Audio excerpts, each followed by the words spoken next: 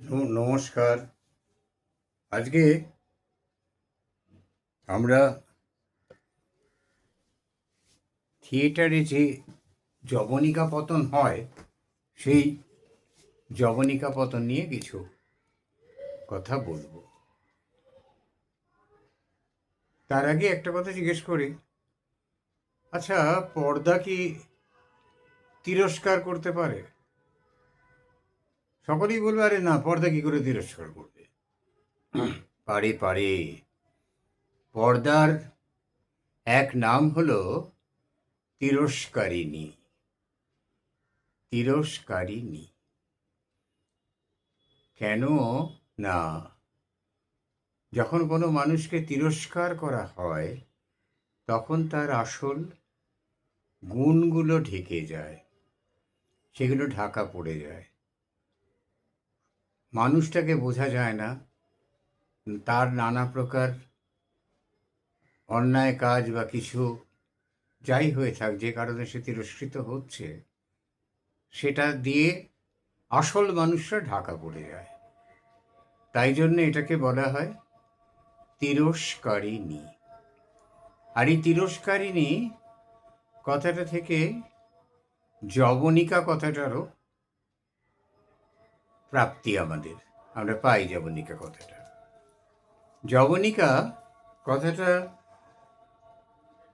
এর মানে মঞ্চের ওপরে যে আবরণ, সেই আবরণকে বোঝানো হয় যবনিকা বলে। কিন্তু এই শব্দটা নিয়ে পণ্ডিতদের মধ্যে অনেক মতবিরোধ আছে। বিরোধ না, মতভেদ বলা যাক। অনেকেই বলেন গ্রিক ভাষায় যবন মানে পুরুষ, আর সেই অর্থ ব্যক্তি শব্দ থেকে যবনিকা শব্দটি তৈরি হয়েছে।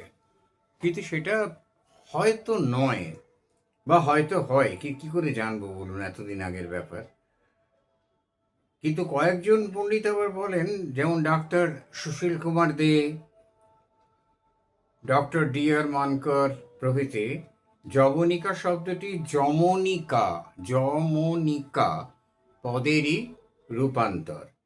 সংস্কৃত ভাষায় যম শব্দের অর্থ হলো পর্দা, তাই তো। যমের কাছে চলে গেলে তো পর্দার আড়ালেই চলে যাওয়া, আর তো তাকে খুঁজে পাওয়া যায় না। যম তো একই ব্যাপার, সেই কোথায় কোন কালোর মধ্যে হারিয়ে যাওয়া।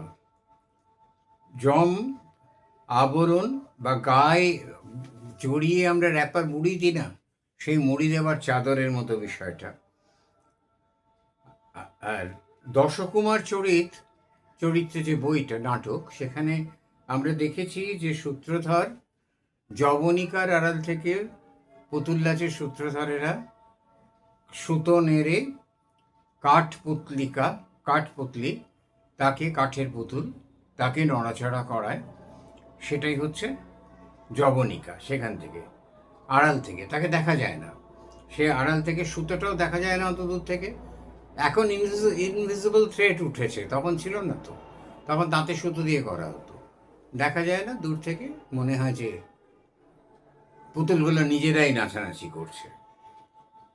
আচ্ছা, প্রাচীনকালে সংস্কৃত নাটক অভিনয়ের জন্য মঞ্চ তৈরি হতো, তার চারদিক ফাঁকা। এই ট্র্যাডিশনটা আমাদের যাত্রার মঞ্চেও এসছে। যাত্রাতেও আমরা দেখেছি যে চারদিক ফাঁকা। যাত্রা যে হয় গ্রামে, তার কিন্তু চারদিক ফাঁকা থাকে, কঠিন কাজ খুব। মাঝখান থেকে হ্যাজাক ঝুলছে, চারদিক ফাঁকা, চারদিকে ঘুরে ঘুরে করতে হচ্ছে। নইলে শুধু একদিকে পেছন দেখবে লোকে, একদিকে সামনে দেখবে, যাত্রা দেখবে না, রেল চলবে। আচ্ছা, তাহলে এখানে চাদর মুড়ি দিয়ে তারা স্টেজের মধ্যে আসতো, এবং চাদর খুলে রেখে সকলের অলক্ষ্যে নাটক, তার যে পার্টটা করার কথা সেটা করত, আবার চাদর মুড়ি দিয়ে প্রস্থান করত।